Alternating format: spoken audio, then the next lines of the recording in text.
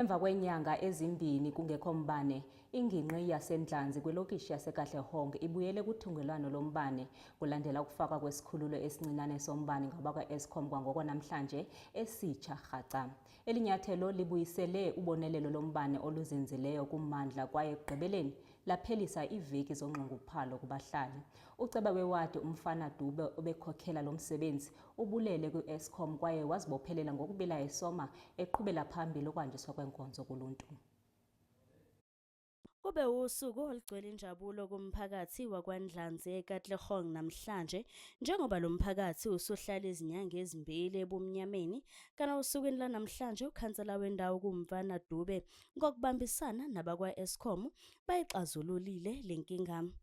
Ukhansela ubesehluba indlu ekhasini ngalengqinamba yokuphelela ugesi izinyanga ezimbili. Siyabona kune development eyenzakalayo ukuthi kenziwe i-station gas esisha esokhona ubuyisa ukukhanya ebahlalini. So yiyo into esihlangane ngayo namhlanje.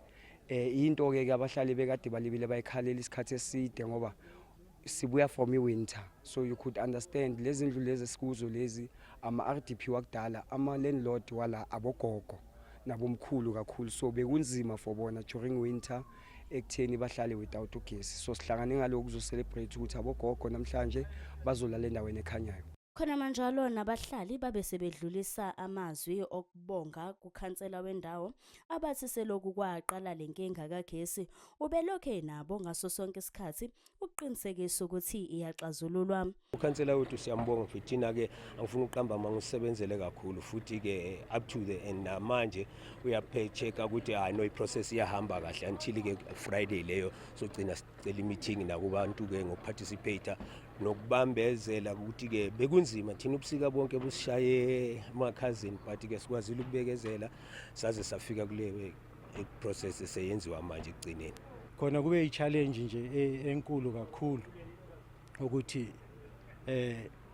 ugesi uhambe ngalendlela uhambe ngayo, singalindelanga bekukusebusika sigodolo sekuze kungene nesama manje. Mara sikwazile ukumanage ukuthi sichubeke nokusebenza emabhizinisini. Ne-community nayo ikwazile ukubekezela, azange senze violence, azange kutoyitoyo, azange kube nento nje ezi-snacks. Siyakubonga lokho ukuthi akulimalanga muntu.